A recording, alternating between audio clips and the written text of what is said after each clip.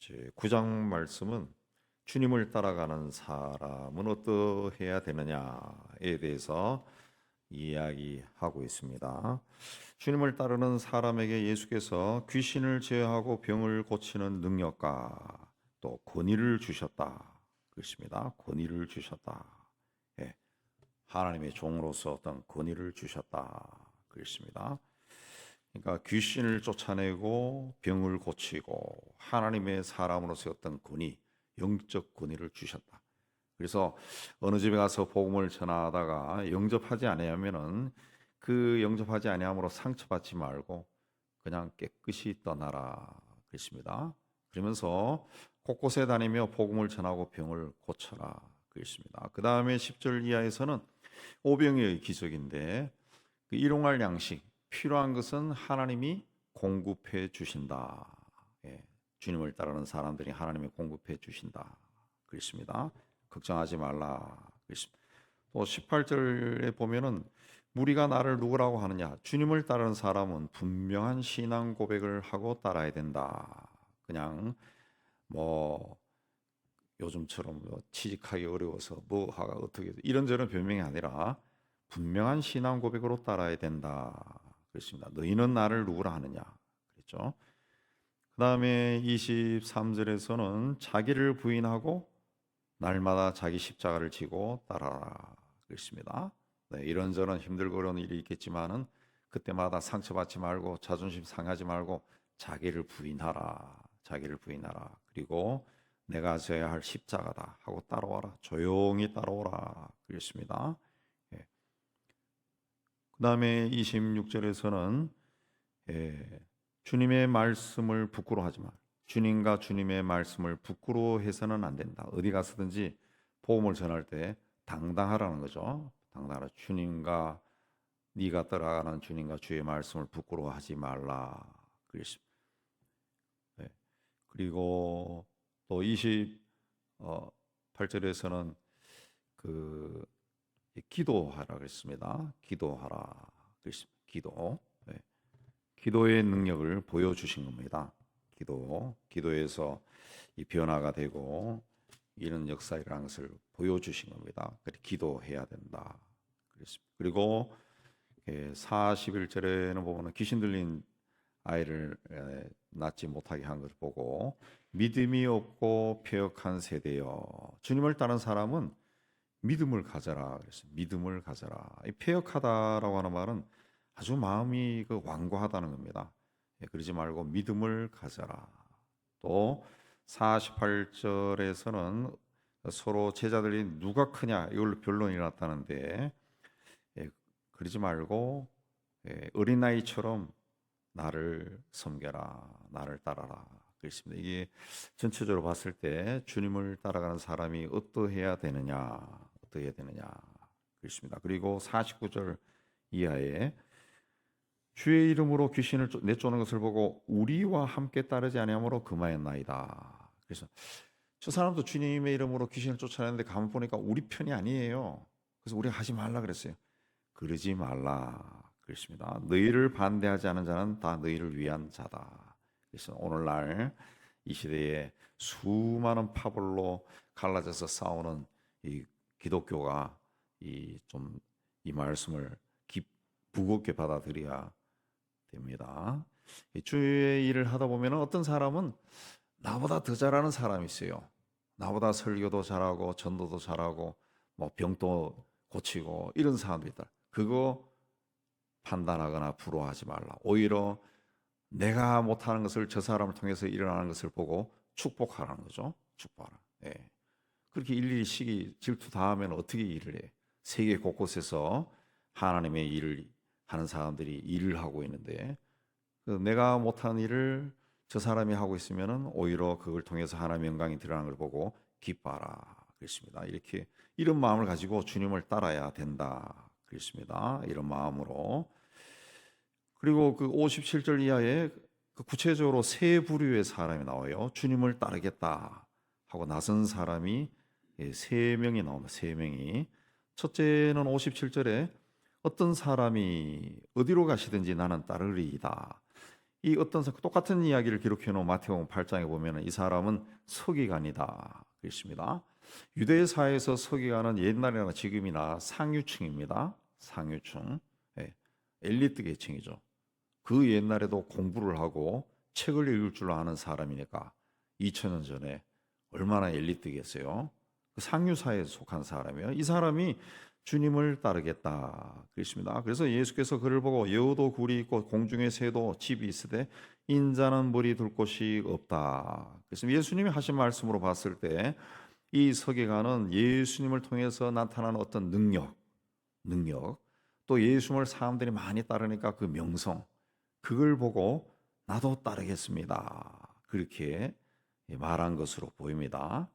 자, 예수님을 따라갔을 때 세상에서 어떤 명성과 또 부귀를 얻는 거, 그건 관계가 없습니다.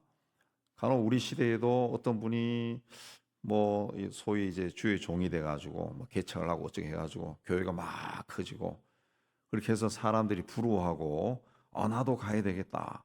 뭐 나도 신학교 일 하다 보니까 나이가 많으니까 어떻게 좀 속성으로 할 데가 없을까 하고 따라 보니까 속성 코스가 있더라 이거지. 우리나라에 굉장히 많습니다.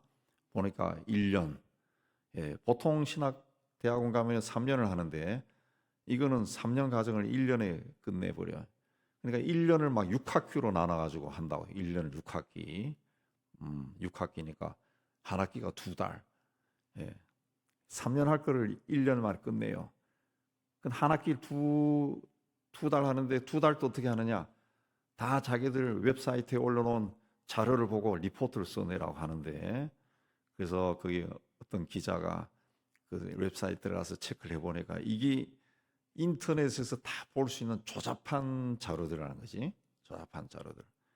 그렇게 해서 이 돈을 좀 벌려고 하는 사람들도 꽤 많다고요.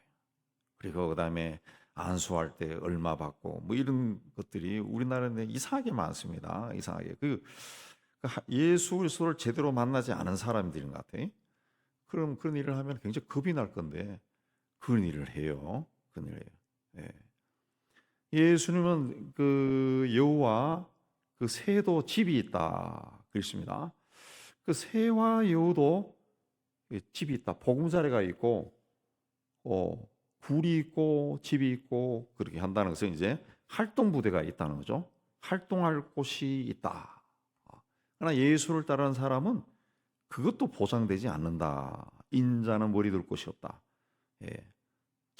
이 보금자리도 없고 활동 부대도 없다는 거죠. 어디 가서 일하시오. 이런 것도 없다는 거예요. 그럼에도 따라올 수 있느냐? 따라올 수 있느냐? 그렇습니다. 기독교 신문에서 제가 몇 달 전에 봤는데 인도와 네팔과 그 이런 아주 오지에서 그분이 아마 연대 의대 세브란스 의대 나온 것 같은데 한 40년 동안 의료 선교를 한 분이 있어요. 예. 우리 인도에서 사역하는 우리 세아 선교회 선교사에 다 알던데 그분이 이제 70이 넘어서 이제 돌아오셨다. 왜? 뇌졸중으로 이제 몸을 못 씁니다. 돌아와서 근데 갈 곳이 어딨냐? 임대 아파트. 예. 사모님도 돌아가셨다더라 먼저. 딸이 하나 있는데 딸이 그렇게 오지를 돌아다니면서 이 의료를 하니까 아마 이 당신이 공부하는 것만큼 뒷바라지를 못 해준 것 같아요. 딸이 이제 30대인데 아마 결혼을 못한 것 같은데 딸이 이제 어떻게 일을 해가지고 아버지를 보살피고 있다. 예. 그런 경우들이 많습니다. 제 1년 후배도 뭐 서울대 나온데 그 신학교 와서 제가 가끔씩 놀리고 그랬었는데 이 친구도 평생 그 의사 안 하고 의료 선교해요. 의료 선교하고 교회는 아마 몇 개 세우고 그 양반 통해서 어떤 의료 선교의 유명한 단체도 생기고 있는데 제가 작년에 올 봄인가 그 이야기 들으니까 뇌졸중으로 또 쓰러졌다. 사람이 아주 유쾌하고 그런데 그러니까 그런 게 보장이 되지 않는다는 거죠. 왜 이런 일이 나느냐? 하나님의 뒤를 따라가면은 하나님의 은혜도 굉장히 많습니다. 제가 개인적으로 경험해봐도 말씀으로 깨닫는 것도 되게 많고 어떤 그 표현 못하는 설명 못하는 것들도 굉장히 많아요. 그러나 하나님의 이 종으로서 주님의 뒤를 신실하게 따라가려고 애를 쓰면 애를 쓸수록 사탄이 집요하게 방해합니다. 집요하게. 그야말로 죽을 때까지 따라다니면서 방해해요. 방해해요. 과거의 상처를 계속 끄집어내서 너는 그런 놈이 아니야. 뭐 이런 것, 별별 것 다 있다고요. 예. 굉장히 괴로울 때가 많아요. 굉장히 괴로울 때가. 제 친구들도 그 세상에서 이름 얻고 소위 성공한 친구들이 많은데, 근데 그들 중에도 신앙이 아주 좋은 친구들이 있어. 신앙도 좋아요. 신앙도. 그럼 때로는 부러워. 아이고 나도 그냥 저렇게 살 걸. 예. 다 가지고 있고 거기다가 존경도 받고 신앙도 좋고. 근데 이 주님의 뒤를 완전히 다 버리고 따라가면은 예수께서 말씀하신 것처럼 보장을 해주지 않는다. 보장이 없다. 그렇죠. 그럼에도 따라올 수 있느냐? 예수를 따라가는 것은 이름을 얻고 부귀영화를 얻는 게 아니라는 거죠. 세상에서는 사람이 자기가 노력하면 노력한 만큼 얻을 수 있어요. 사업을 하거나 장사를 하거나 얻을 수도 있어요. 지금 돌아가셨지만 제가 가끔 이야기했지만은 그 호텔도 몇 개 가지고 있고 엄청나게 큰 땅이 있고 이 양반 또 뇌졸중이 쓰러졌는데 저 구파발 건너편에 자기 땅이 그 몇만 평이요 산도 있어요. 그 산에 자기 그 흙길을 깔아놓고 맨발로 걸었다더라고. 그래서 많이 회복한 그 몇십 년 전입니다. 그렇게 재산이 많은 사람이 있는데 그분이 그러더라고. 우리가 피난 와가지고 뭐 했는 줄 알아요? 부산에서 도라무통 놓고 거기서 호떡국 팔았대. 그렇게 해서 돈을 모은 거예요. 돈을. 예. 그렇게 세상에서는 자기가 애를 쓰고 노력하면은 뭔가를 얻을 수 있어요. 그러나 여러분 또 해 보셨지만은 교회에 헌신한다 해가지고 호박이 넝쿨채 굴러 떨어지는 경우는 거의 없다고. 예, 거의 없어요. 오히려 헌신할수록 내가 인내해야 되고, 막 속으로 삭혀야 되고, 막 이런 일이 더 많지.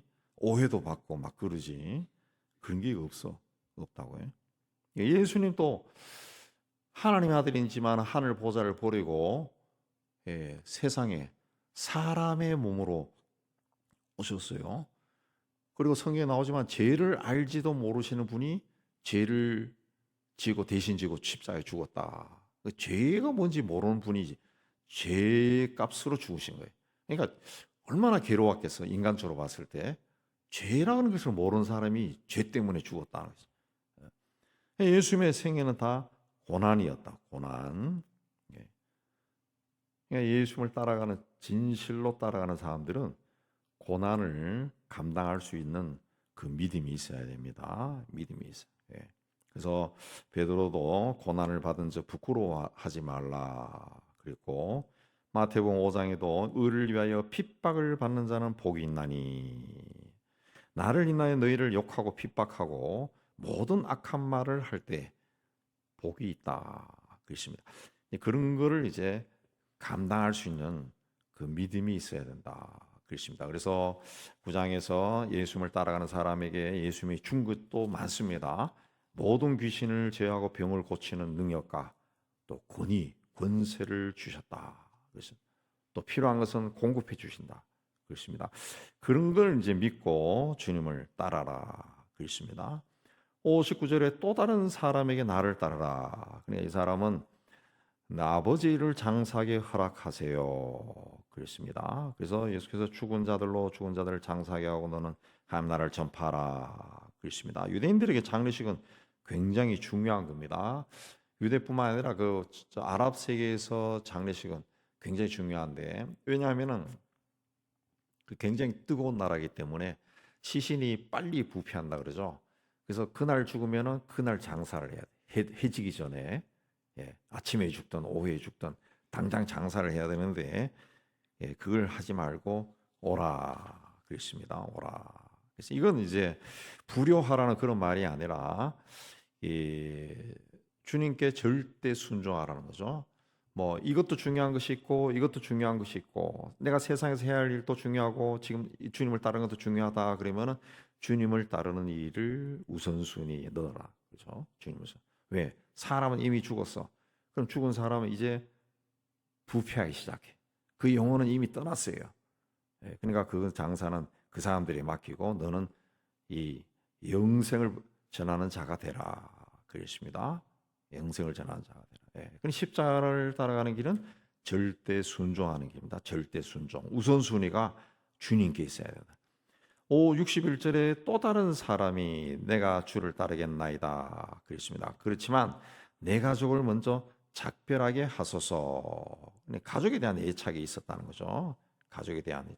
그러니까 예수께서 손에 쟁기를 잡고 뒤를 돌아보지 말라. 그래서 가족에 대한 애착. 가족 때문에 하나님 일을 지장을 받는다면은 그 가족도 단호히 체크해야 된다. 그랬습니다.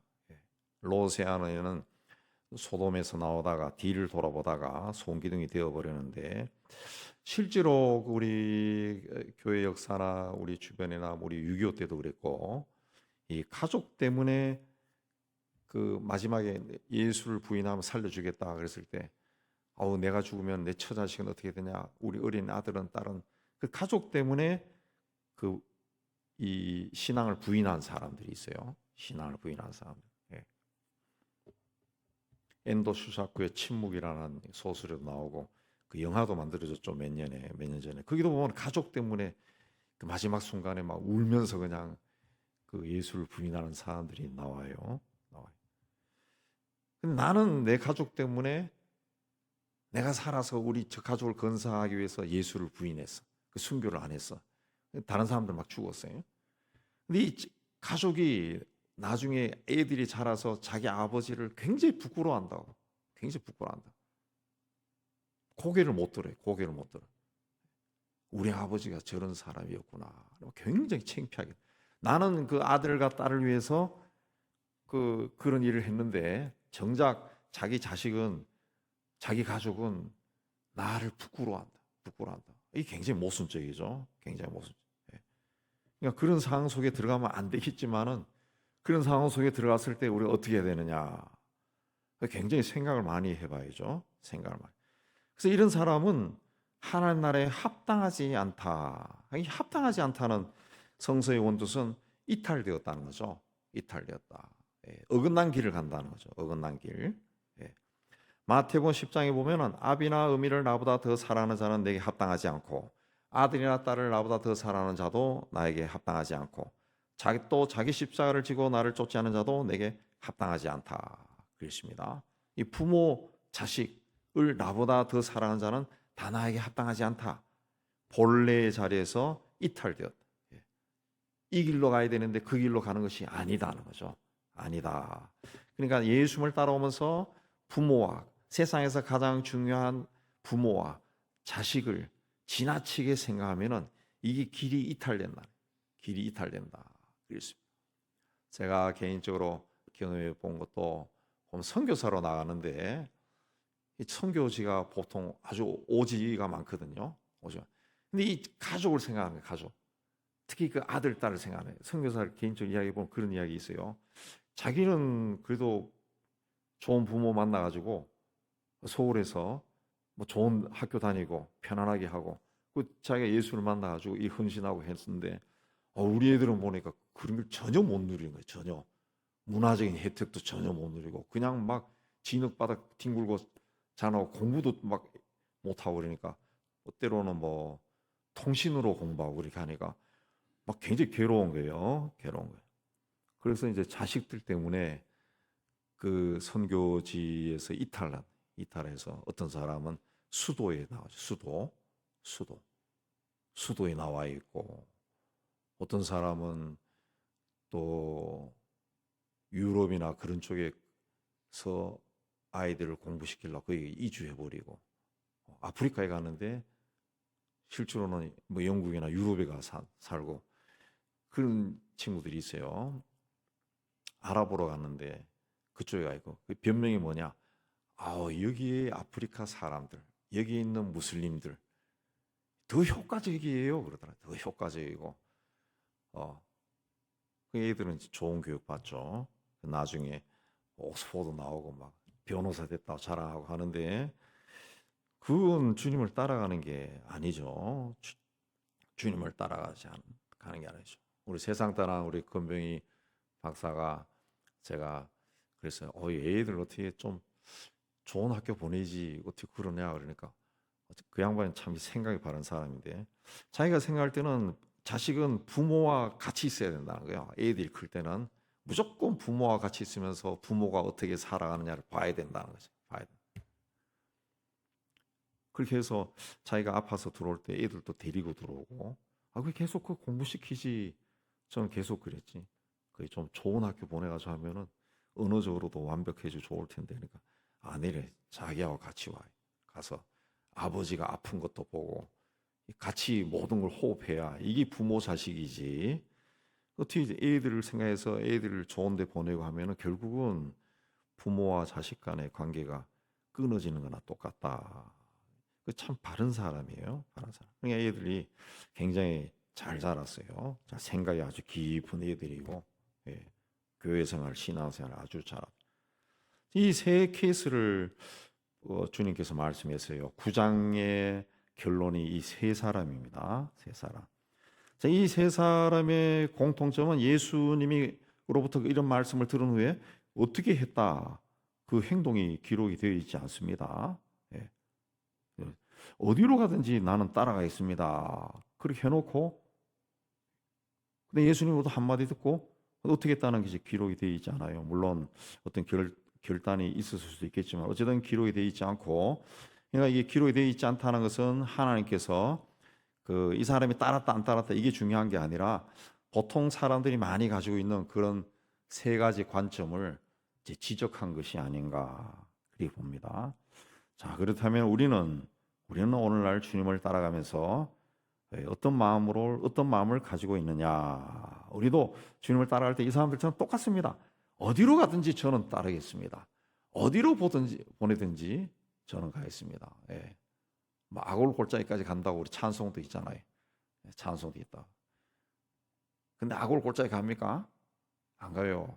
제가 이제 신학교 교수하다가 그 큰 교회 담임으로 간 애들인데 그런 이야기 했어요. 옛날에 제가 신학교 교수 청빙해가지고 지원했을 때도 저를 초청했는 사람이거든. 나는 그냥 목회하려고 왔어요. 목회자로 부름받았어요. 그러니까 그러지 말고 이 신학교에 네가 한 5년만 있으면은 유명한 사람이 돼. 이름이 나. 그러면 골라 잡아갈 수 있어. 이 사람 하더라. 저는 이제 쫀쫀해서 그 골라 잡아간다는 말이 기분이 나빠가지고 너 안 하겠다고. 제가 대단한 사람 아니에요. 그래서 안 했는데 제가 그래서 신학생이나 교수인데 그 이야기했어요. 다른 게 아니라 아니 신학교에서 아골 골짜기 간다고 가르쳐 놓고 찬송 부르고 이 채플 시간마다 그렇게 해놓고 가르친 사람이 그런 거 골라가면은 제자들이 어떻게 생각하겠냐고. 당신이 갈 수 있어도 그냥 가만히 있고 제자들이 가도록 소개해줘야지. 예. 우리도 그렇습니다. 우리 예수 믿고 신앙생활하면서 어디로 가든지 나는 따르겠습니다. 예. 어디로 가든지 따르겠습니다. 예. 그러지만은 주님으로부터 이런 말을 쫙 들었을 때는 아이고 그러죠. 아이고 이게 내가 갈 길이 아니네. 입니다. 오늘날 우리가 주님을 따라간다라고 하는 것은 우리 평신도들에게는 교회를 섬기는 겁니다. 교회를 섬기다. 그럼 교회를 섬길 때 나는 어떤 모습으로 어떤 믿음으로 섬기느냐라는 것을 우리 오늘 요 57절 말씀부터 많이 생각해 볼 수 있겠죠? 많이 생각해 볼 수 있겠습니다. 정말 나는 주님을 따라가는 자로 주의 몸된 교회를 섬기고 주의 선교에 동참하고 있느냐. 네, 오늘 말씀을 통해 깊이 생각하시고 기도의 자리에 나아가는 여러분 되시기를 주님의 이름으로 축복합니다.